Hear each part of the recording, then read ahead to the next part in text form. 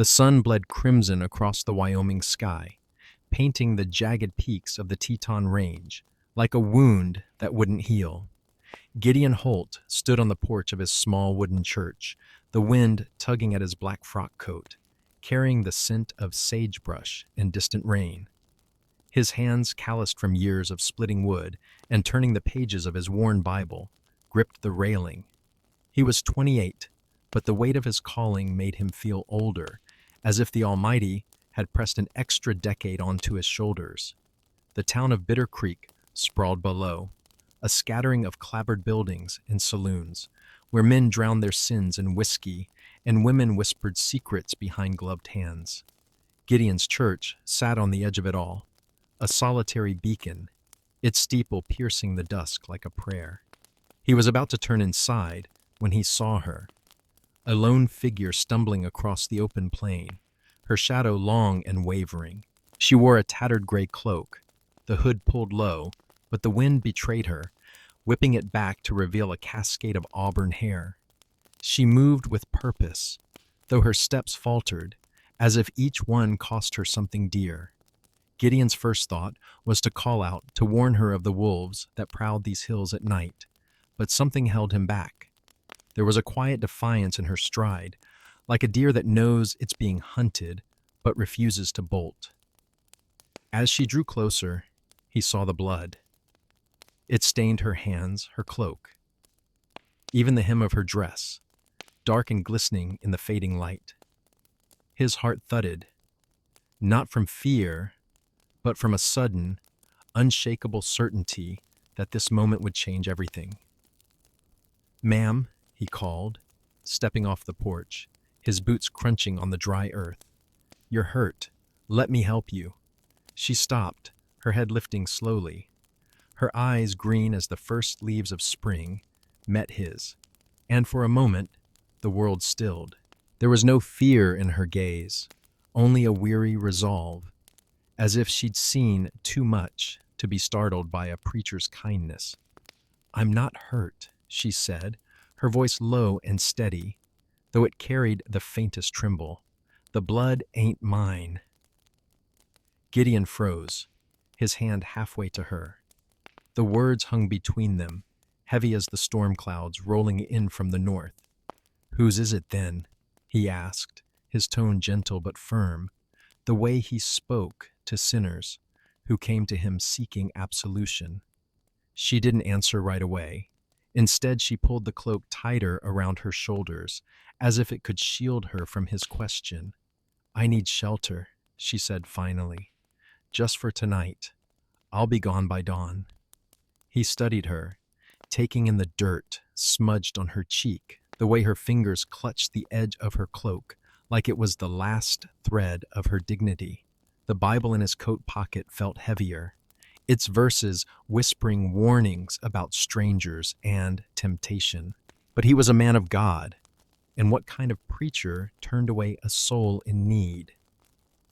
"Come inside," he said, gesturing toward the church. "You're safe here." Her name was Clara Vance, she told him as they crossed the threshold into the dim sanctuary, lit only by a single oil lamp on the altar. The pews were empty, the air thick with the scent of polished wood and old hymnals. She sank onto the nearest bench, her cloak pooling around her like spilled ink. Gideon knelt beside her, offering a tin cup of water from the bucket by the door. She drank deeply, her throat moving with each swallow, and he tried not to notice the curve of her neck or the way her lips glistened in the lamplight. "Why are you running?" he asked, keeping his voice soft, though the question burned in his chest. "And don't lie to me. I've heard enough half-truths to know one when I hear it." Clara's eyes flicked to his, sharp and searching, as if weighing whether he could bear the truth. "They call me a heretic," she said at last, her voice barely above a whisper. "In Laramie, they said I spoke with spirits, that I cursed the crops. They drove me out, and someone got hurt in the chaos. That's all I'll say." Gideon's jaw tightened. He'd heard tales of witch hunts, of towns turning on their own when fear outstripped reason. Bitter Creek wasn't above such madness. He'd seen it in the way they whispered about old Widow Tate, who brewed teas that healed too well to be natural. But Clara's words stirred something deeper, a flicker of doubt that pricked at his faith. "Do you?" he asked, almost against his will. "Speak with spirits, I mean." Her laugh was short, bitter, like the crack of a dry branch. "If I did, you think I'd be here, bleeding and half-starved?" She set the cup down, her fingers trembling slightly. "I believe in what I can feel, preacher. The wind, the earth, the way a man's eyes tell you more than his words ever will." Her words struck him like a slap, not cruel, but startling, peeling back a layer of his carefully constructed world. He stood, needing distance, and busied himself lighting another lamp. The flame cast long shadows across the walls, and in their dance, he saw the shape of a cross. Not the one on his altar, but something older, wilder, carved into the earth by time and faith. It was a symbol he'd seen once, etched into a stone by the river, and it haunted him now, as if it had been waiting for this moment. "You can't stay here long," he said, his back to her. "This town, they talk. They'll want to know who you are, why you're here." He turned, meeting her gaze again. "And I can't lie for you." "I'm not asking you to," she replied, rising to her feet. She was shorter than him, but her presence filled the room, fierce and unyielding. "Just give me tonight. I'll sleep in the barn if you've got one. I won't bring trouble to your door." He wanted to believe her, but the blood on her hands told a different story. Still, he nodded, leading her to the small barn behind the church, where his horse, Ezekiel, snorted softly in the dark. He spread a blanket over a pile of hay, and she sank into it without a word, her cloak falling open to reveal a silver locket at her throat, glinting faintly in the moonlight. It was heart-shaped, simple but worn, as if it had been touched 1,000 times. "Rest," he said, turning to go. "I'll bring you something to eat come morning." "Preacher?" she called after him, her voice softer now, almost fragile. He paused, looking back. "Why are you doing this? Helping a stranger who might be trouble?" He didn't have an answer, not one he could put into words. Instead, he tipped his hat slightly, the gesture feeling foolish even as he did it. "Good night, Clara." As he walked back to the church, the wind howled, carrying the distant cry of a coyote. The locket's image lingered in his mind, its silver gleam a quiet promise of secrets yet to be told. He knelt before the altar, praying for guidance, but all he could see was her face, and all he could feel was the weight of a choice he hadn't yet made. The morning sun crept through the barn's slatted walls, casting golden bars across Clara's sleeping form. Gideon stood in the doorway, a tin plate of cornbread and a jar of wild honey in his hands, his breath catching at the sight of her. She lay curled in the hay, one arm tucked beneath her head, the silver locket glinting at her throat like a star caught in the dawn. The bloodstains on her cloak had dried to a dull brown, but they still whispered of secrets she hadn't shared. He set the plate down quietly, not wanting to wake her, but Ezekiel, his bay gelding, nickered softly, and Clara's eyes fluttered open. She sat up, brushing straw from her hair, her gaze sharpening as it landed on him. "You're staring, preacher," she said, a faint smile tugging at her lips, though her voice held a wary edge. "Ain't polite to watch a lady sleep." Gideon felt heat creep up his neck, and he busied himself adjusting the plate. "Brought you breakfast," he said, nodding toward the cornbread. "It's not much, but it's honest food." She studied the offering, then him, as if searching for a trap in his kindness.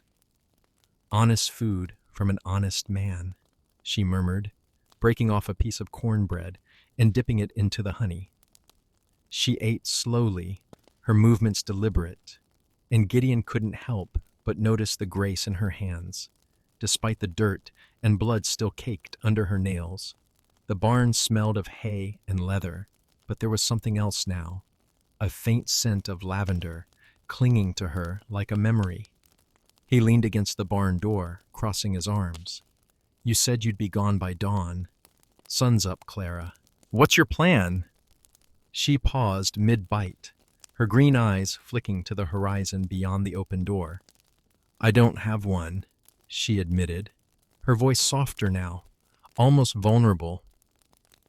I've been running so long, I forgot what it's like to stand still. She set the cornbread down, wiping her hands on her skirt. But I meant what I said. I won't bring trouble to your door. Trouble's already here, Gideon said, his tone sharper than he intended. He gestured toward her cloak. That blood tells a story, and folks in Bitter Creek have long ears and longer tongues. If they find you here, they'll ask questions I can't answer. Clara stood, brushing past him to step into the morning light. The wind caught her hair, setting it ablaze in the sun.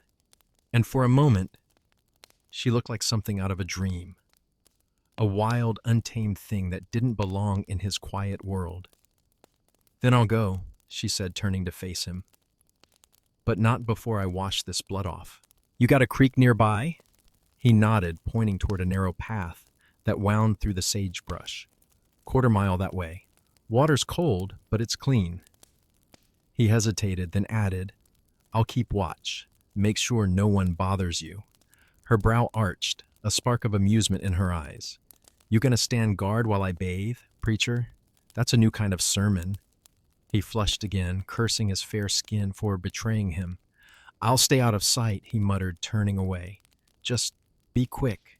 The creek was a silver ribbon cutting through the plain, its banks lined with cottonwoods that rustled in the breeze. Clara knelt by the water, scrubbing her cloak with a flat stone, her movements fierce and focused. Gideon stood a respectful distance away, his back to her, his eyes scanning the horizon for any sign of riders. The town was quiet this early, but he knew it wouldn't last. Bitter Creek had a way of sniffing out secrets, and Clara was a secret wrapped in a storm. He heard the splash of water and couldn't help glancing over his shoulder. She'd shed her cloak, revealing a simple muslin dress, patched but clean, clinging to her frame as she leaned over the creek. The locket swung gently as she worked, catching the light, and Gideon wondered whose face might be inside it. A lover, a brother, a ghost. The thought stirred something in him, a pang he couldn't name, and he forced his gaze back to the hills. Preacher, she called, not looking up. You ever think about running, leaving all this behind, the church, the town, the rules? He stiffened, her question cutting too close to truths he didn't want to face. I took a vow, he said, his voice steady but low. This is my calling. You don't run from that. She laughed softly, the sound carrying over the water. A calling's just a chain with a prettier name. You're tied to this place, same as I'm running from mine. She stood, wringing out her cloak, the damp fabric clinging to her hands. Difference is, I know I'm not free. Her words hung in the air, sharp and heavy, and Gideon felt them settle into his bones. He wanted to argue, to tell her she was wrong, but the weight of his Bible, tucked in his coat, felt like a stone. He was about to respond when a shout echoed from the direction of the town, a rough, familiar voice that made his stomach twist. Gideon Holt, you out here? It was Amos Creed, the town's blacksmith and self-appointed moral watchdog, a man whose piety was as loud as his hammer. Gideon turned, spotting Amos's broad silhouette, cresting the hill, his shotgun slung over one shoulder. Stay low, Gideon hissed, stepping in front of Clara. She dropped to a crouch behind a cottonwood, her eyes wide but calm, like a fox sensing a trap. Gideon strode forward, meeting Amos halfway, his heart pounding but his face schooled into calm. Morning, Amos, he said, tipping his hat. What brings you out so early? Amos's eyes, small and shrewd beneath his hat's brim, scanned the creek. Heard you had a visitor last night. Strange woman covered in blood. Folks saw her heading this way. His tone was casual, but there was a hunger in it, like a hound catching a scent. Gideon forced a smile, his mind racing. Just a traveler passing through. She needed a place to rest. She's gone now. The lie tasted bitter, but he held Amos's gaze, praying the man wouldn't push further. Amos grunted, spitting into the dirt. "You're too soft, preacher. Strangers bring trouble, and we've got enough of that already." He adjusted his shotgun, his eyes lingering on the creek. "If she's still around, you best tell her to move on. Folks ain't kind to her kind."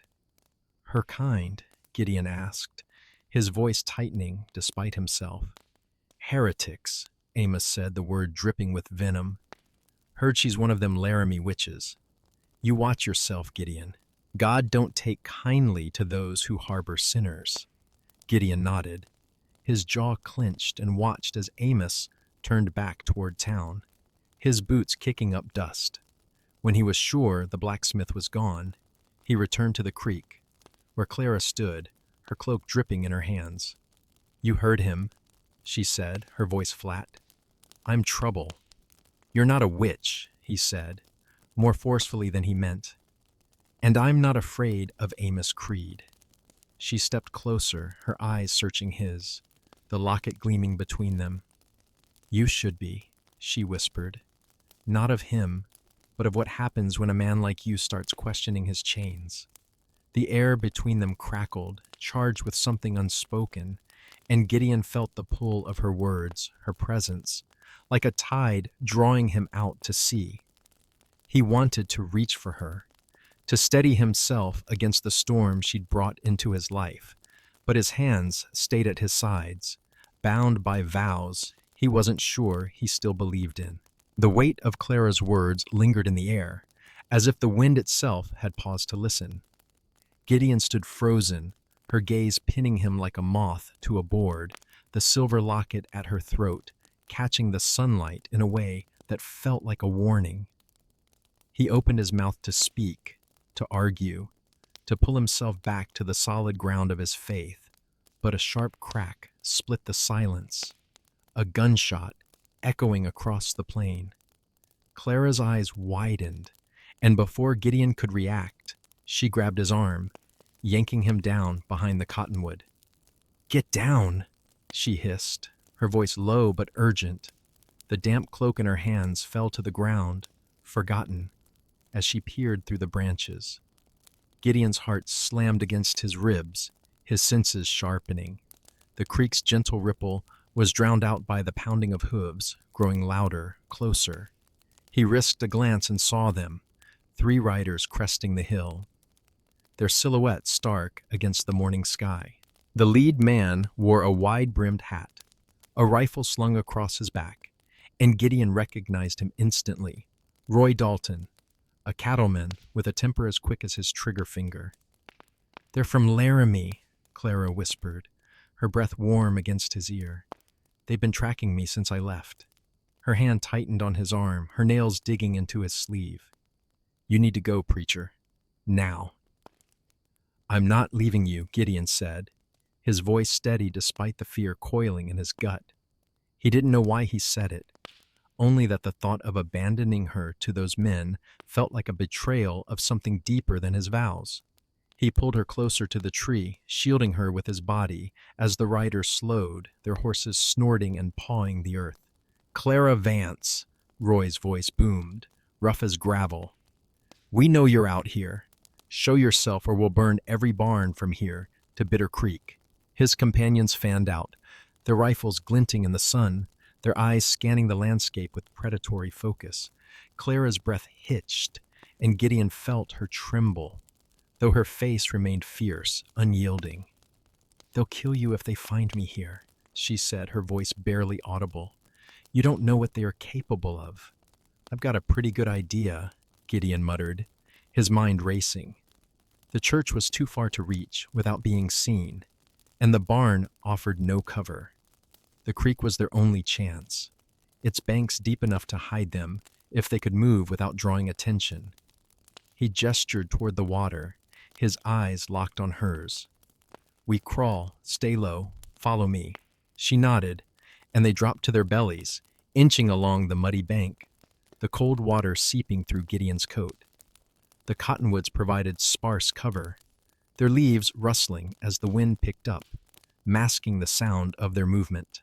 Above them, Roy's voice grew angrier, his curses punctuated by the clink of spurs and the creak of a leather. "Spread out," he barked. "She's close. I can smell her." Gideon's hand brushed against Clara's as they crawled, and she squeezed it briefly, a silent reassurance that sent a jolt through him. The locket swung from her neck, grazing the mud, its silver surface now streaked with earth.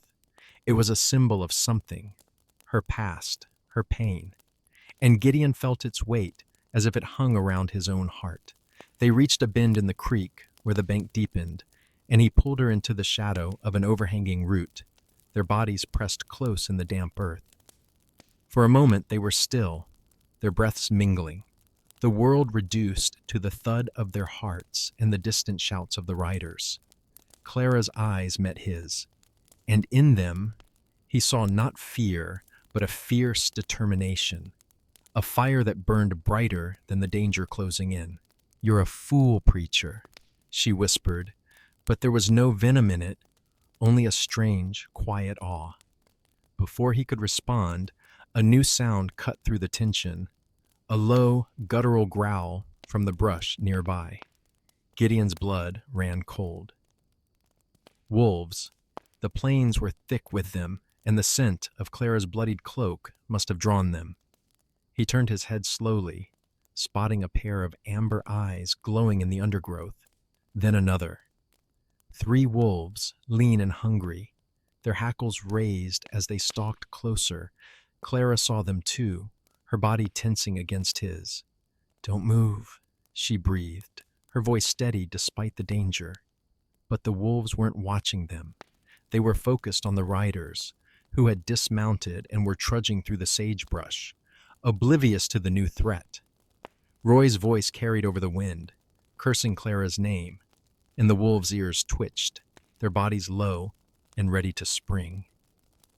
Gideon's mind raced. If the wolves attacked the riders, it could buy them time to escape, but it would also mean bloodshed.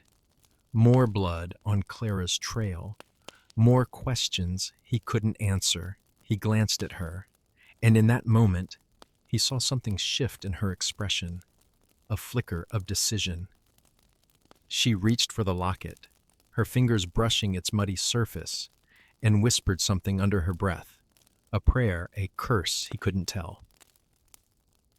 The wolves lunged. A scream tore through the air as one of Roy's men went down, the beast's jaws snapping at his arm. The horses reared, bolting in panic, and Roy fired his rifle wildly, the shot echoing like thunder. "Run!" Gideon hissed, seizing Clara's hand and pulling her from the bank. They scrambled through the creek, water splashing around their knees, the chaos behind them a tangle of snarls and shouts. They reached the far side of the cottonwood grove, collapsing behind a boulder, their chests heaving. Clara's locket hung loose, the clasp broken in their flight, and Gideon caught a glimpse of the tiny portrait inside. A young man, dark-haired, his eyes hauntingly familiar. "Who is he?" Gideon asked, his voice rough with exertion and something else. Jealousy, maybe, or fear of what her answer might mean. Clara snapped the locket shut, her face pale but composed. "My brother," she said, her voice flat. "He's why I'm running, and why they won't stop." She stood, brushing mud from her dress, her eyes scanning the horizon. The sounds of the wolves and riders had faded, replaced by an eerie silence, but Gideon knew it wouldn't last. "We need to move," she said. "They'll be back." He nodded, his mind spinning with questions he didn't have time to ask. The wolves, the locket, her brother. It was all connected, a puzzle he was only beginning to see. As they started toward the church, a new sound reached them, the low toll of the church bell, rung by someone in town. It wasn't Sunday, and it wasn't a call to worship. It was a warning. Gideon's stomach dropped. Amos Creed must have rallied the townsfolk, spreading word of the heretic in their midst. The bell's toll was a summons, a call to judgment, and Clara was the one they'd come for. He grabbed her arm, his grip firm but gentle. "We're not going back to the church," he said, his voice low and urgent. "There's a cave in the hills, half a mile west. We'll hide there until nightfall." Clara's eyes searched his, a storm of emotions flickering across her face. Gratitude, doubt, something deeper he couldn't name.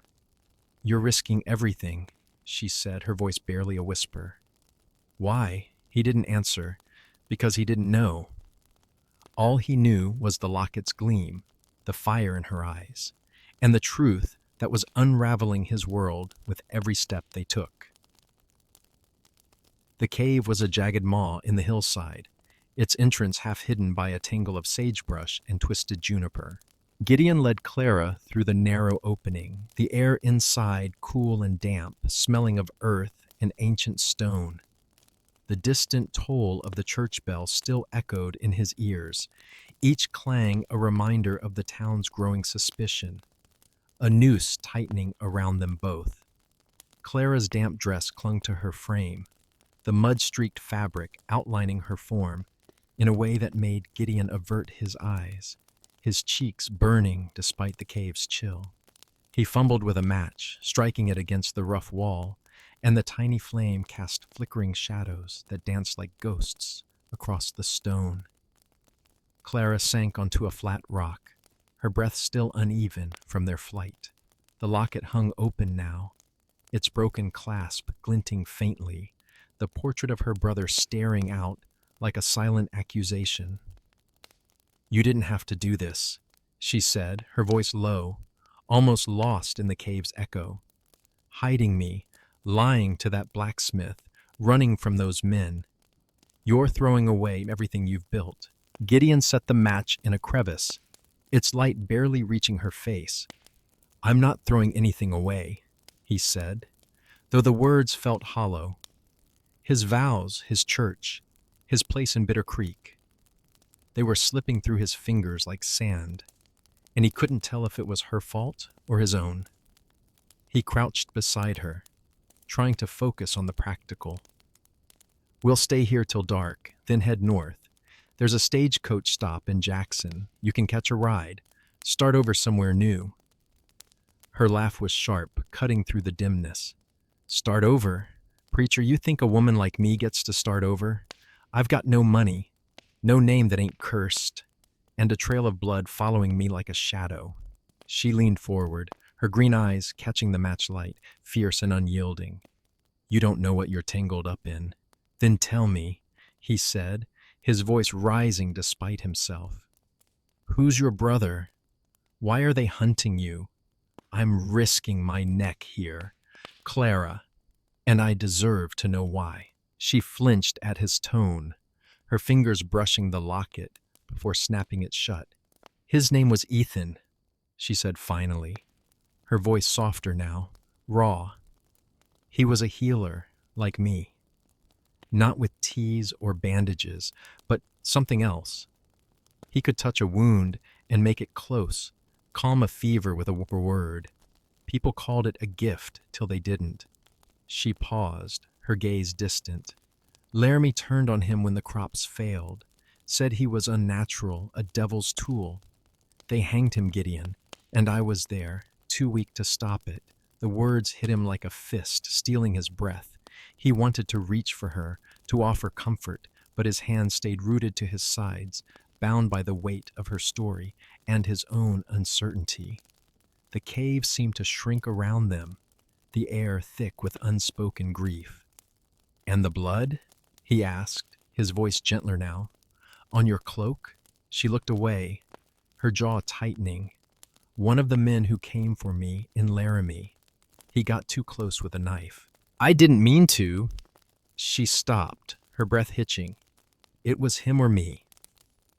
Gideon's mind reeled, torn between horror and a strange, fierce admiration for her survival. He was about to speak when a rustling came from the cave's entrance. followed by a low, unmistakable cough. Both of them froze, Clara's hand instinctively grabbing his wrist. The match flickered, nearly dying, and in its wavering light, a figure stumbled into view. Hattie Quinn, the town's seamstress, her gray hair wild and her apron askew.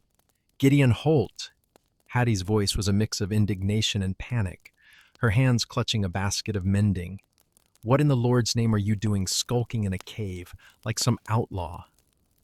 Her eyes landed on Clara, narrowing to slits. And with her? The whole town's buzzing about a heretic hiding in our midst. And here you are playing knight to a witch.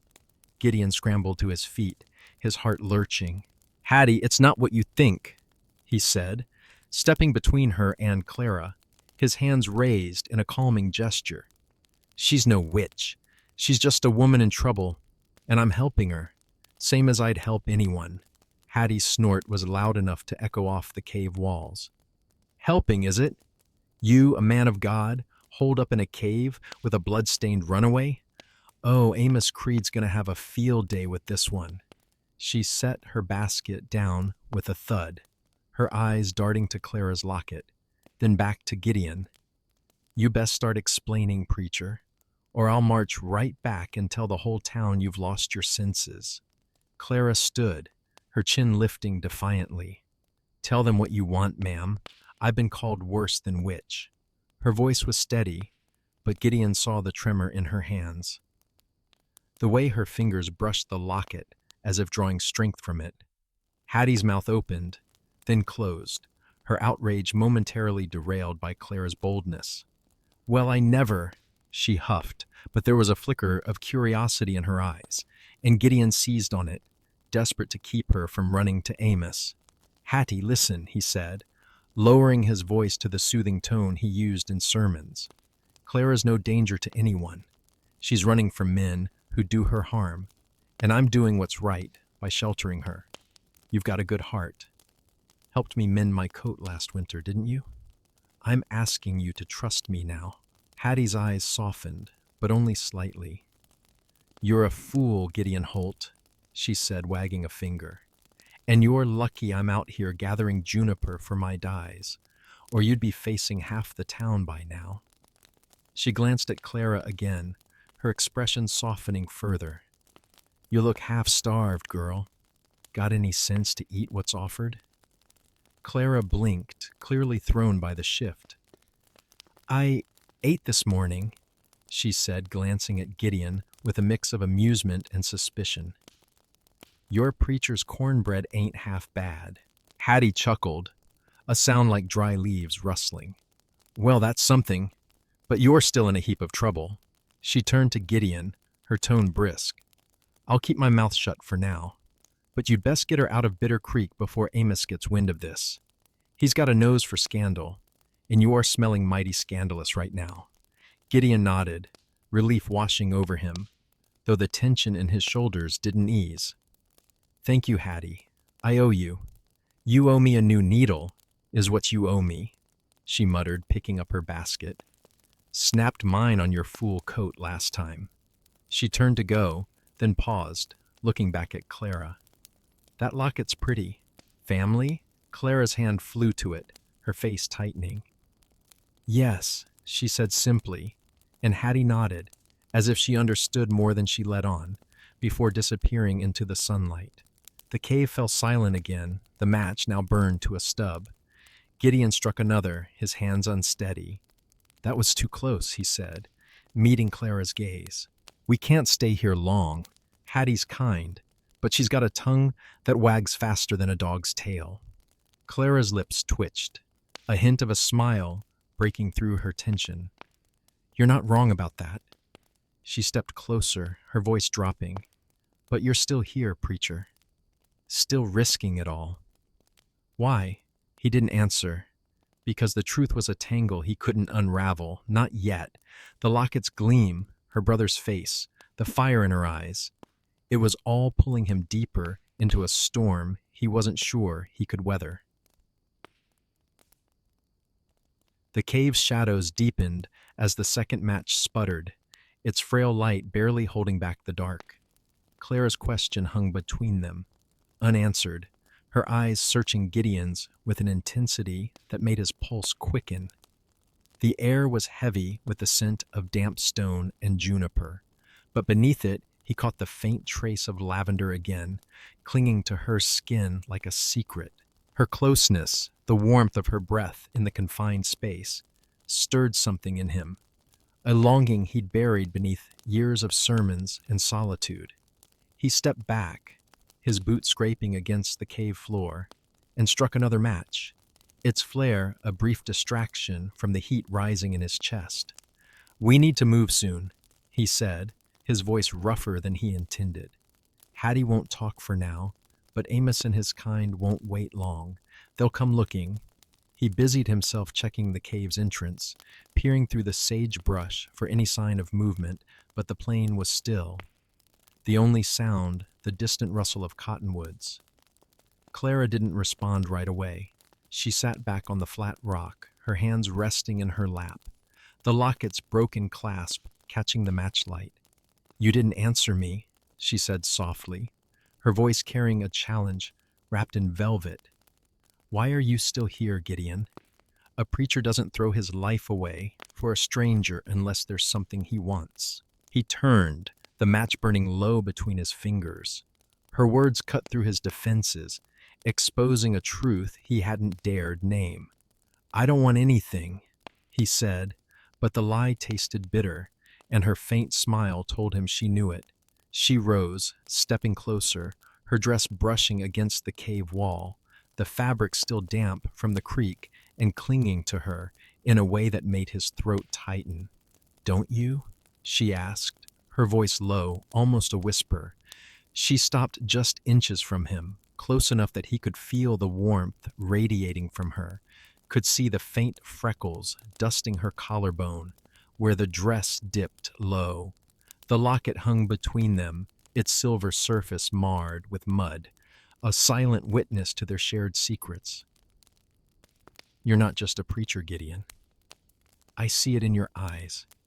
There's a man in there, fighting to get out," his breath caught, the match trembling in his hand.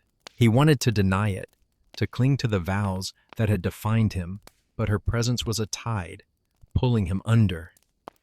The cave's dimness wrapped them in a cocoon, the world outside fading until it was just the two of them, the air charged with unspoken need. "Clara," he said, his voice barely audible, "I'm trying to do what's right." She reached out, her fingers brushing his wrist, steadying the match before it burned his skin. Her touch was light, but it sent a shiver through him, warm and electric, like the first spark of a fire. "Right's a funny thing," she murmured, her eyes locked on his. "Sometimes it's just what keeps you awake at night, wishing you'd chosen different." The match went out, plunging them into darkness, but neither moved.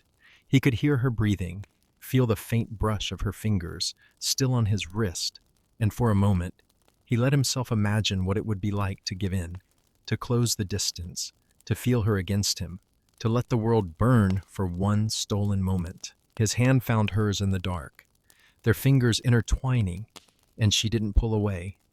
Her skin was warm, soft, despite the calluses, and he felt the pulse at her wrist, steady but quick, mirroring his own.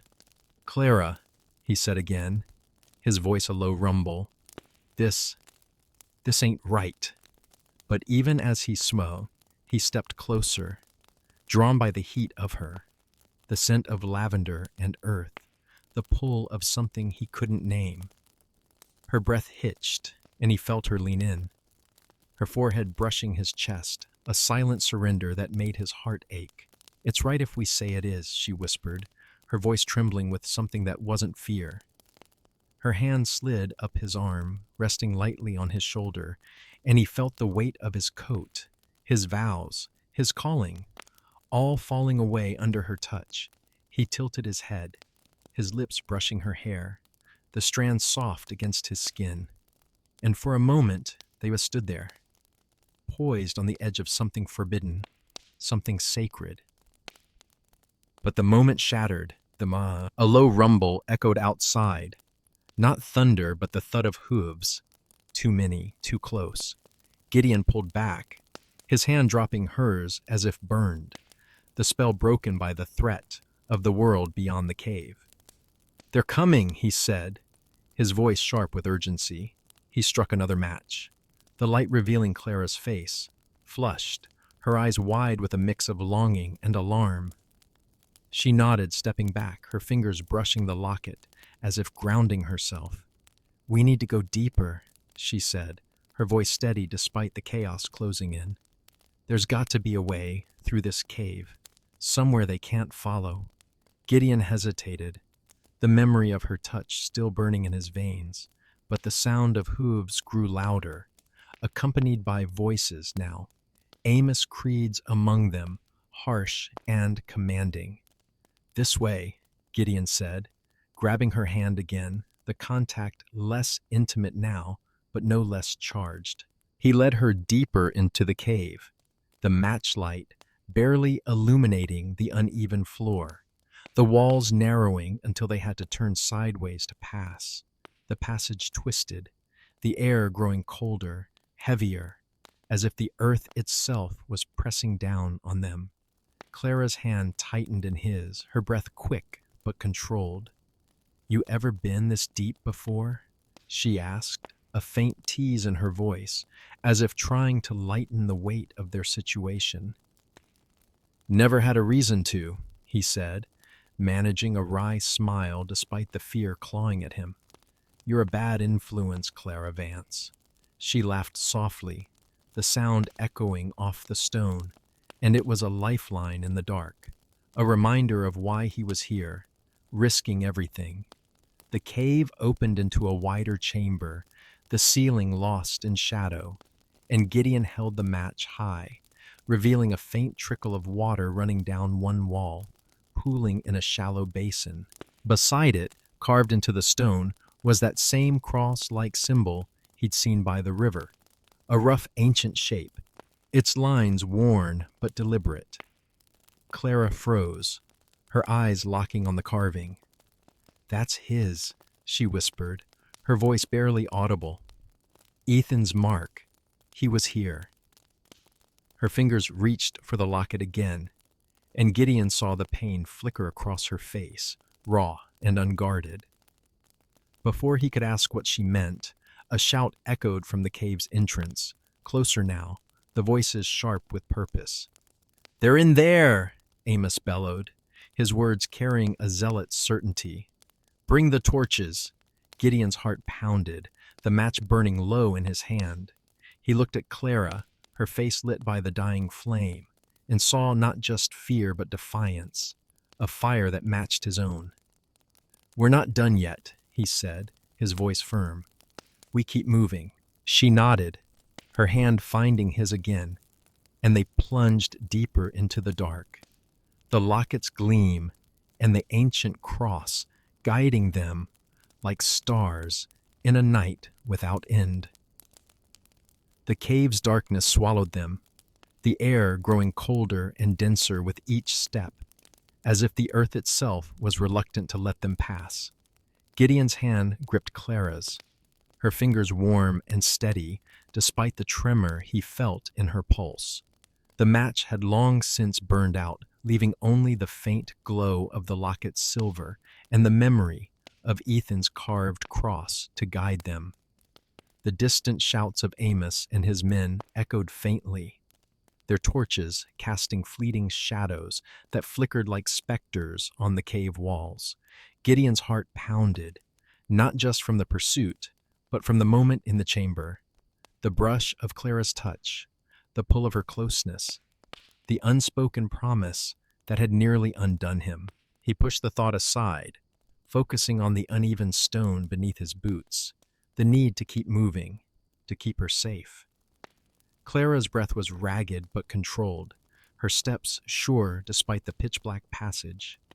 "This cave's old," she whispered, her voice barely carrying over the drip of water somewhere ahead. "Ethan used to talk about places like this, hidden paths the Shoshone knew, where they'd hide from raiders. He said they held secrets."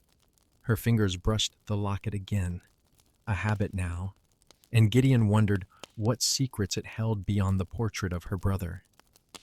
"Secrets won't help us if they catch us," he said, his voice low but firm. He squinted into the darkness, feeling the walls widen slightly, the air growing fresher, as if they were nearing an opening. "Keep moving. There's got to be a way out." The passage twisted upward, the floor sloping beneath their feet, and a faint glow appeared ahead. Not torchlight, but the pale silver shimmer of moonlight filtering through a crack in the rock. Gideon's chest loosened with hope, but Clara's hand tightened in his, pulling him to a stop. "Wait," she hissed, her voice sharp with sudden alarm. "Listen." He froze, straining to hear over the thud of his own heart. The shouts of their pursuers had faded, replaced by a new sound. A low, rhythmic chant, soft but growing louder, like a prayer carried on the wind. It wasn't English, nor any tongue Gideon recognized, but it stirred something in him, a primal unease that made his skin prickle. Clara's face, barely visible in the moonlight, was pale, her eyes wide with recognition. "Shoshone," she whispered. "They're here." Before he could ask what she meant, the chant stopped, and a figure stepped into the moonlight at the passage's end. A man, tall and lean, his hair braided with beads that glinted like stars. His face was weathered, his eyes sharp and unyielding, and he held a bow, its arrow nocked but not drawn. Two others flanked him, their silhouettes blending with the shadows, their presence as silent as the cave itself. Gideon instinctively stepped in front of Clara, his hands raised, but she pushed past him, her voice steady despite the tension. "We mean no harm," she said, her words clear and deliberate. "We're running from men who'd kill us.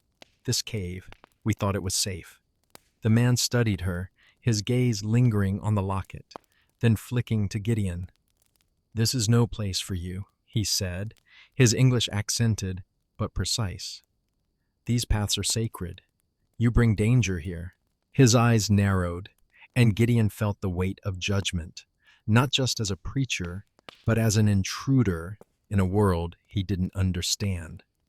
Clara stepped forward, her chin lifted.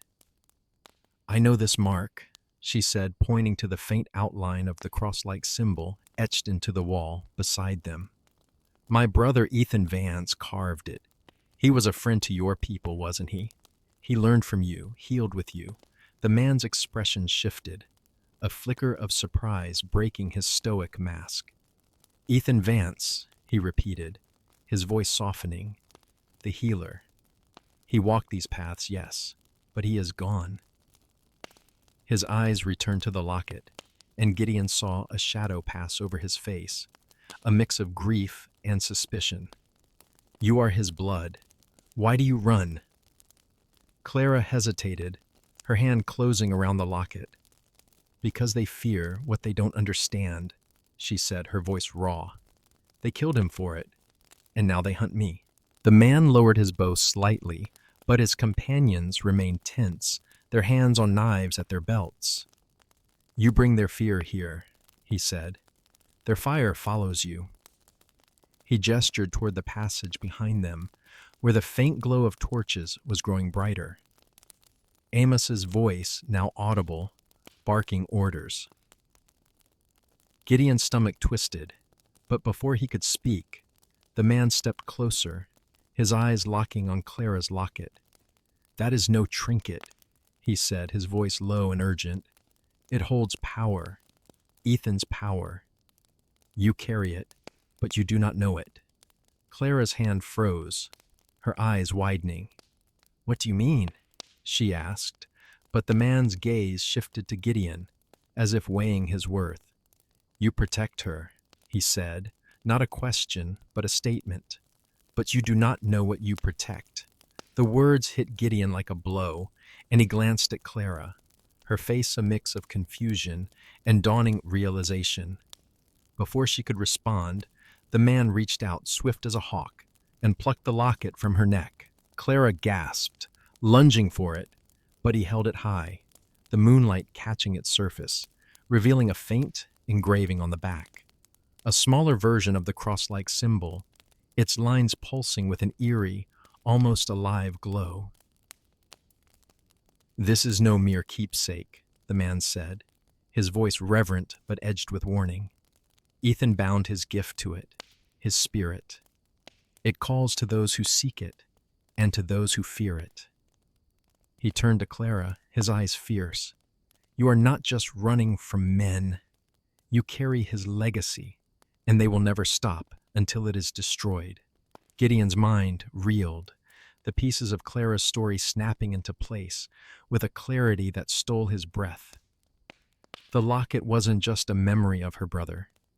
It was a relic, a piece of something greater, something that had drawn the wolves, the riders, and now these Shoshone warriors. He looked at Clara, her face pale, her hands trembling as she stared at the locket in the man's hand. "You knew," he asked, his voice barely above a whisper. "You knew it was more than a trinket?" "I didn't," she said, her voice breaking. "I swear, Gideon, I thought it was just him, a piece of him." Tears welled in her eyes, but she blinked them back, her jaw tightening. "But it makes sense now. Why they won't stop, why they're so afraid." The man handed the locket back to her, his expression unreadable. "You must choose," he said. "Keep it, and the path will be harder. Leave it, and you may find peace." He stepped back, his companions closing ranks, their eyes on the approaching torchlight. "But choose quickly. They are here." The cave trembled with the sound of boots and shouts, Amos's voice rising above the rest. "Spread out, she's got nowhere to run." Gideon grabbed Clara's arm, pulling her toward the moonlight, but she hesitated, her fingers clutching the locket, its glow now faint but undeniable. The Shoshone man watched her, his bow raised again, not at them, but at the passage behind. "Clara," Gideon said, his voice urgent, "we have to go now." She looked at him, her eyes a storm of fear and resolve, the locket burning in her hand. "I'm not leaving it," she said, her voice steady despite the chaos. "And I'm not leaving you." The words struck him, a vow of their own, and as the torches flared closer, he knew they were bound together now, not just by danger, but by something deeper, something the locket's glow had only begun to reveal.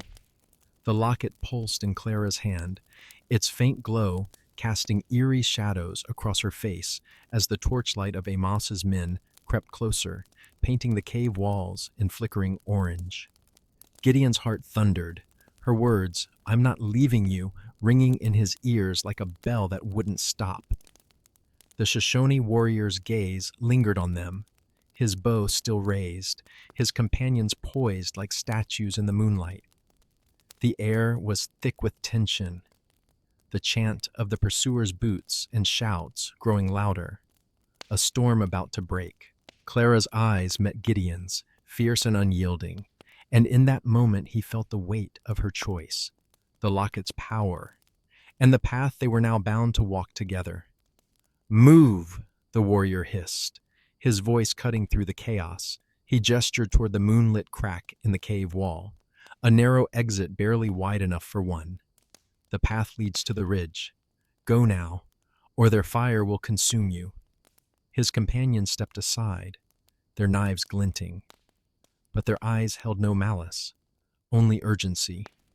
Gideon grabbed Clara's hand, pulling her toward the exit, but she stumbled, her foot catching on a jutting rock. The locket slipped from her grasp, clattering to the cave floor with a sound that seemed to echo louder than the approaching shouts.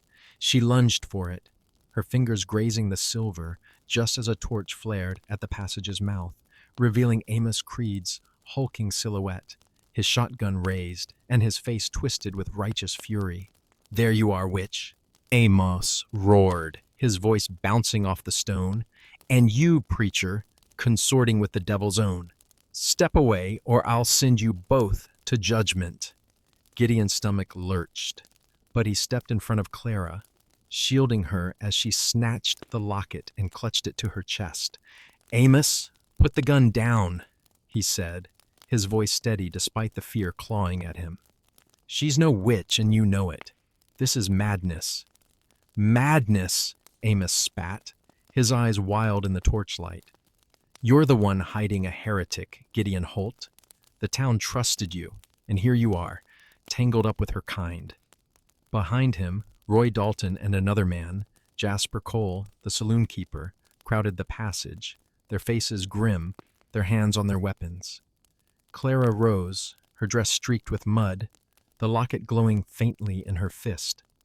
"You want me, Amos?" she called, her voice sharp and defiant. "Come and get me. But leave him out of this." She stepped forward, her chin lifted, and Gideon's heart sank at the fire in her eyes, the kind that burned too bright to last. "Clara, don't," he said, grabbing her arm, but she shook him off, her gaze locked on Amos. The Shoshone warrior watched in silence, his bow still nocked, and Gideon realized with a jolt that the man hadn't moved to help or hinder. He was waiting, as if testing them. Amos laughed, a harsh, grating sound. "Brave words for a woman marked by the devil. That trinket in your hand, it's proof, ain't it? Ethan's curse passed to you." He cocked the shotgun, the click echoing like a death knell. "Hand it over, and maybe we let the preacher live." Gideon's blood ran cold, the mention of Ethan's name, tying the Locket's mystery to the danger closing in. He glanced at Clara, expecting fear, but her face was a mask of resolve, her fingers tightening around the locket. "You don't know what you're asking," she said, her voice low but steady. "This isn't yours to take." The tension snapped like a taut rope. Jasper Cole lunged forward, his knife flashing, aiming for Clara's hand. Gideon reacted without thinking, shoving her aside and tackling Jasper to the ground. The saloon keeper was heavier, his breath sour with whiskey, but Gideon was faster, pinning him against the cave wall. "Stay down," he growled, his preacher's calm replaced by a raw, desperate strength. Clara scrambled back, her back against the rock, as Roy Dalton raised his rifle. But before he could fire, the Shoshone warrior loosed his arrow, the shaft whistling past Gideon's ear and sinking into Roy's shoulder. The cattleman screamed, dropping his weapon, and chaos erupted. Amos swung his shotgun toward the warrior, but Clara dove for the locket, which had skittered across the floor in the scuffle. She grabbed it, the glow flaring brighter, and for a moment, the cave seemed to hum, the air vibrating with something ancient, alive. "Stop!" Clara shouted, her voice ringing with a strange, commanding power. The men froze, even Amos, his shotgun wavering. The locket pulsed in her hand, its light casting the cross-like symbol onto the cave wall, larger now, almost liquid in its movement. Gideon stared, his breath catching, as the symbol seemed to breathe, its lines shifting like ripples on water. "What in God's name?" Amos muttered, his face paling, but he didn't lower the gun. The Shoshone warrior stepped forward, his eyes locked on Clara, a faint smile touching his lips. "You feel it now," he said, his voice soft but certain. "Ethan's gift. It wakes in you." Clara's eyes widened, her hand trembling as she stared at the locket. "I don't understand," she whispered, but there was no time to unravel it. Jasper groaned, struggling beneath Gideon, and Amos shook off his shock, his face twisting with renewed fury. "Enough!" he bellowed, swinging the shotgun toward Clara. But Gideon was faster, shoving Jasper aside and lunging for Amos.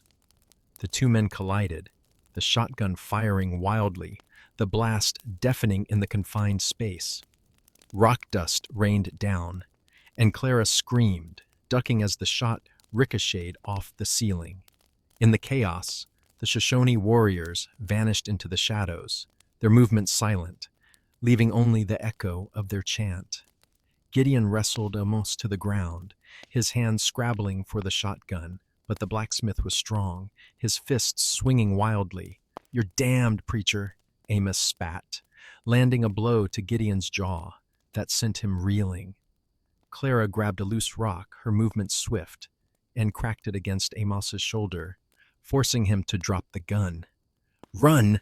she shouted, pulling Gideon to his feet. They stumbled toward the moonlit crack, the Locket's glow dimming but still alive in her hand. Roy and Jasper were shouting, scrambling for their weapons, but the cave's narrow exit slowed them, giving Gideon and Clara a fleeting chance. They burst onto the ridge, the night air sharp and cold, the stars blazing above the Teton range. Gideon's jaw throbbed, his coat torn, but he didn't stop, pulling Clara behind a boulder as the sound of pursuit grew louder. "We can't outrun them," he panted, his eyes scanning the dark for a path, a plan. Clara clutched the locket, her face flushed with exertion and something else, realization maybe, or fear. "I didn't know," she said, her voice breaking. "Ethan never told me what it could do, but I felt it, Gideon. It's alive." He stared at her, the locket's faint glow reflecting in her eyes, and despite the danger, a laugh bubbled up, rough and unexpected. "Alive, Clara. You're going to have to explain that one when we're not dodging bullets." He grabbed her hand, the contact grounding him, and pointed toward a faint trail leading down the ridge. "There's a homestead a mile off. Old Man Tucker's place. He's half deaf but kind. We'll beg shelter till dawn." She nodded, a wry smile tugging at her lips despite the chaos. "You're a terrible preacher, Gideon Holt, but you're a decent outlaw."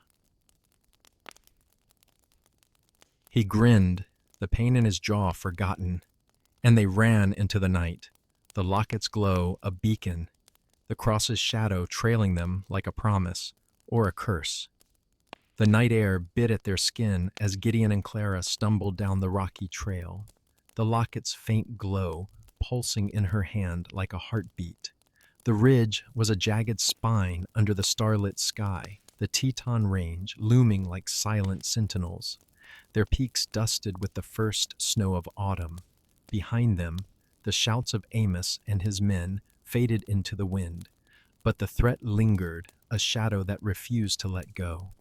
Clara's breath came in sharp gasps, her dress torn at the hem, but her grip on Gideon's hand was fierce, unyielding, as if she could anchor them both against the storm chasing them. His jaw ached from Amos's blow, his coat hung in tatters, but her smile, that wry, defiant curve of her lips, kept him moving, a spark in the dark.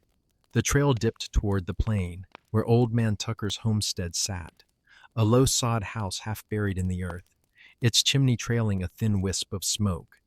Gideon's heart lifted at the sight, a fragile hope that they might find refuge, if only for a few hours. "Almost there," he said, his voice rough but steady. "Tucker's a good man. He'll take us in." Clara nodded, her eyes scanning the darkness, the locket clutched tight. "I hope you're right, preacher," she said, her tone light but edged with exhaustion, "because I'm about out of miracles." They reached the homestead just as the wind picked up, carrying the scent of sage and wood smoke. Gideon knocked on the heavy wooden door, his knuckles raw, and after a long moment, it creaked open to reveal Ben Tucker, his white beard wild, his eyes squinting through the gloom. "Who's there?" he barked, his voice gravelly from years of shouting over the plains. He held a lantern high, its light catching the locket's glow, and his brow furrowed. "Gideon Holt? What in blazes are you doing out here at this hour?" "We need shelter, Ben," Gideon said, keeping his voice calm despite the urgency thrumming through him. "Just till dawn. We've got trouble on our heels." Ben's eyes flicked to Clara, taking in her mud-streaked dress, the locket in her hand, and the defiance in her stance. He grunted, stepping aside. "Trouble's your shadow, preacher. Get in before you bring it to my door." In-seat the sod house was warm, the air thick with the scent of boiled coffee and old leather. A fire crackled in the hearth, casting a golden glow over the rough-hewn table, where Ben's wife, Nellie, sat mending a quilt. She looked up, her hands stilling, and her sharp eyes softened at the sight of Clara. "You look like you've been through a war, child," she said, rising. "Sit. I'll fetch you something warm."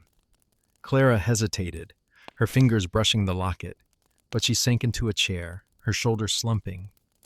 Gideon stood by the door, his eyes on the window, watching for any sign of torches or riders. Ben set the lantern down, his gaze lingering on Clara's locket. "That's a fine piece," he said, his tone curious but cautious. "Got a story behind it?" Clara's hand tightened around it, the glow dim now, but still present. "It's my brother's," she said, her voice soft but steady. "All I've got left of him." Nellie returned with 2 mugs of coffee, the steam curling like a prayer. "Family's a heavy thing to carry," she said, her voice kind but knowing, as if she'd seen her own share of burdens. She pressed a mug into Clara's hands, then Gideon's, her touch gentle but firm. "Drink. You'll need your strength." As they sat, the fire's warmth seeping into their bones, Gideon felt the weight of the past days. The blood, the wolves, the cave, the locket's strange power, settle over him like dust. He glanced at Clara, her face softened by the firelight, and saw the toll it had taken on her. The lines of grief and resolve etched deeper now. "What do we do now?" he asked, his voice low, meant for her alone. She looked at him, her green eyes reflecting the flames, and for a moment he saw not just the woman who'd stumbled into his church, but the one who'd challenged his world, who'd made him question the chains of his vows.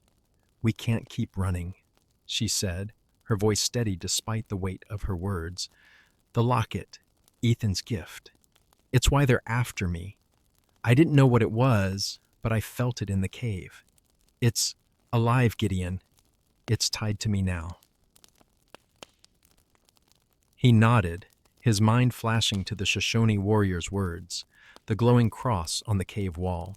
"Then we face them," he said, the decision settling into him like a stone. "We go back to Bitter Creek, to the church. If they want the locket, they'll have to come through me." Clara's eyes widened, a flicker of fear breaking through her resolve. "You'd do that? For me?" He reached for her hand, his fingers brushing hers, the contact grounding him. "For you," he said, his voice soft but certain. "And for whatever this is between us." Nellie coughed loudly, breaking the moment, and Gideon pulled his hand back, his face flushing. "You two need a room or a sermon?" she teased, her eyes twinkling despite the tension. Ben chuckled, shaking his head, and Clara's lips twitched, a spark of her old defiance returning. "Dawn's coming," Ben said, his tone sobering. "If you're set on facing that mob, you'd best be ready. Amos Creed's not the forgiving type." They left the homestead as the first light crept over the horizon, the locket tucked inside Clara's dress, its glow hidden but its presence undeniable. The church stood stark against the plain, its steeple a silent challenge. As they approached, the town was already stirring, figures gathering in the street, their whispers sharp with suspicion. Amos stood at the forefront, his shotgun slung over his shoulder, his eyes burning with zeal. Roy Dalton and Jasper Cole flanked him, their wounds bandaged but their anger raw. Gideon stopped at the church steps, Clara at his side, her hand brushing his as if to steady them both. "This ends here," he called, his voice carrying over the crowd. "Clara's no witch. She's a woman who's lost everything, and you're hunting her for fear, not truth." Amos stepped forward, his face twisted. "That locket's proof of her sin. Ethan's curse lives in it, and you're blind, preacher, if you can't see it." Clara raised the locket, its glow flaring bright, the cross-like symbol shimmering in the air. The crowd gasped, stepping back, but she didn't flinch. "This is my brother's love, not his curse," she said, her voice ringing clear. "He healed with it, And so will I. You can't take that from me. The Locket's light pulsed, and a strange calm settled over the crowd, as if its glow carried a truth they couldn't deny. Amos hesitated, his shotgun lowering, and Gideon saw doubt flicker in his eyes. He stepped forward, his hand on Clara's shoulder, his voice steady. "Let her go, Amos. Let us both go." The crowd parted, their whispers fading, and Amos stood alone, his zeal drained by the Locket's light. He turned away, muttering, and the others followed, leaving the church steps empty. Clara looked at Gideon, tears in her eyes, the locket warm in her hand. "We're free," she whispered, and he pulled her close, the cross's shadow falling over them, no longer a curse but a promise of something new.